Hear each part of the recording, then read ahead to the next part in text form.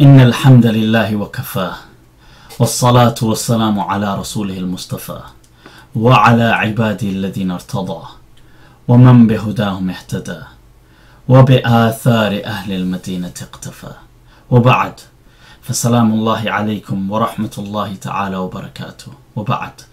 And welcome back to another show of From the Mind of a Mufti. You're listening to myself, Abu Layth al-Maliki.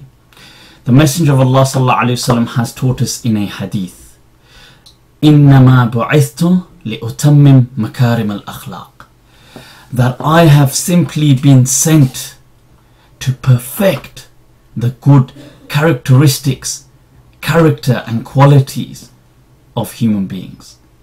That I have been sent as a model for people, that people can see the Messenger of Allah sallallahu alayhi wasallam, and through his teachings they can learn how to perfect their character.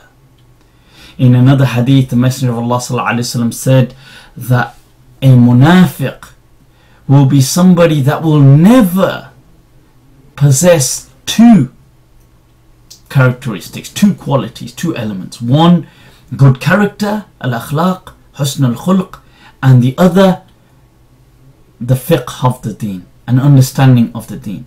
That if somebody was to have both of these, that person could never be a munafiq by the converse understanding of the hadith. The Messenger of Allah sallallahu alaihi wasallam placed such an emphasis throughout his entire life on good character.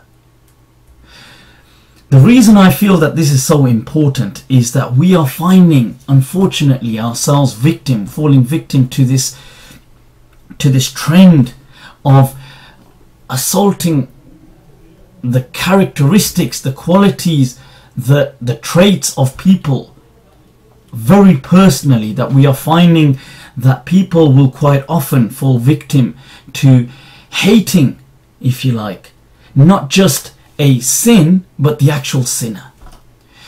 We see in these societies, especially in countries like the UK and Europe and other countries like this, we see that where there is a great non-Muslim presence, people start to hold non-Muslims in great contempt. Now this in itself is incredibly concerning, because we find that when we look at the Sharia, many of the fuqaha have actually spoken and said, especially like people from the Hanafi school of thought, many of the Malikiyah and other ulama have said that people that have not actually embraced Islam are not actually mukhatab bil furu', are not actually addressed with the juz'iyat, with the finite detail of the Sharia. They are initially just addressed with the belief in Allah, that they should embrace the actual belief, and once they embrace that, the other things follow. Then this is not just restricted to non-Muslims, this is amongst ourselves, amongst Muslims, people. We as human beings, I mean, it is part of our psyche that we will do things like stereotype. But as Muslims, we should attempt to rise above these things and situations. We see that if we study the seerah, if we study the lives of the Sahaba radiallahu anhum, we will see that we will actually be quite surprised if we were to find ourselves in a hypothetical situation where a Sahabi was to walk into our lives today. Unfortunately, that companion may actually be prohibited from speaking on the mimbar in several of the masajid because he would not fit a particular criteria. When we look at the lives of the Sahaba, we find many of them, their culture was very different. Many of them had plaits in their hair. Many of them would tie their hair as ponytails. Many of them would live and act and behave in different ways to what we perceive today as perhaps being our cultural understanding of Islam. Allah subhanahu wa ta'ala teaches us that when we call to Islam, when we call to this path, ud'u ila sabili rabbik bil hikmah, call with wisdom.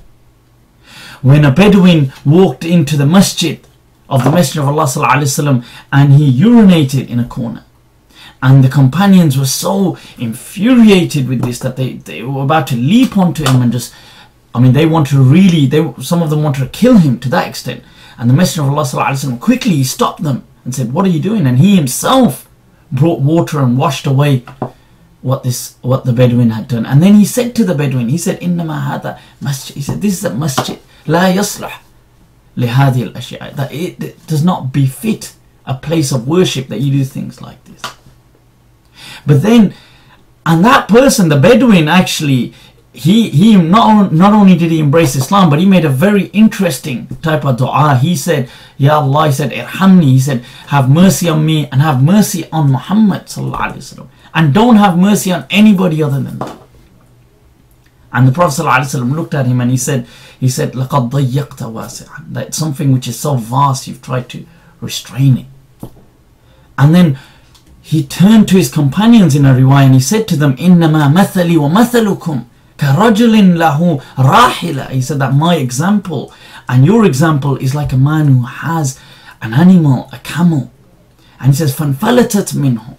That this camel, it ran off. And it says, and the people chased after it. فَمَا زَادُوهَا إِلَّا نُفُورًا. The more they ran after it, the more the camel ran further. And then the owner comes, and the Prophet said, the owner comes and he says, دَعُونِي وَرَاحِلَتِي أَنَا أَعْلَمُ بِرَاحِلَتِي. Leave me and my camel. I know how to treat my camel.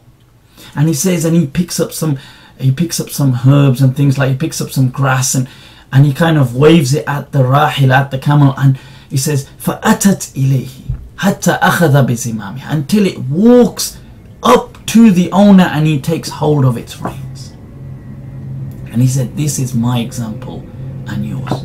That had I left you, you would have probably killed this poor man, who just simply was unaware of the etiquettes. But now he's somebody who embraces Allah and his faith. And this is the difference in wisdom and insight. Nowadays it becomes very easy for all of us to, once again, like I said, it's part of our human psyche. We do things like we stereotype, we compartmentalize, we pigeonhole people. But we've got to, as Muslims, rise above this. It's not about a description. It's not about, we've got to move away from just this phenomenological approach. Everything is about culture, wearing a thobe or doing this or that. I mean, that's all good if somebody wants to do it, but we have to understand that Islam is not about a particular type of culture. It's not about a particular type of representation. It's about an understanding, a deen, a way of life, embracing that. With this, we ask Allah subhanahu wa ta'ala to give us a correct understanding, to teach us, and to give us the tawfiq to follow in the guidance and the footstep of the Messenger of Allah sallallahu alayhi wa sallam and his companions. Jazakumullah khair for listening. Wassalamu alaikum wa rahmatullahi ta'ala wa barakatuh.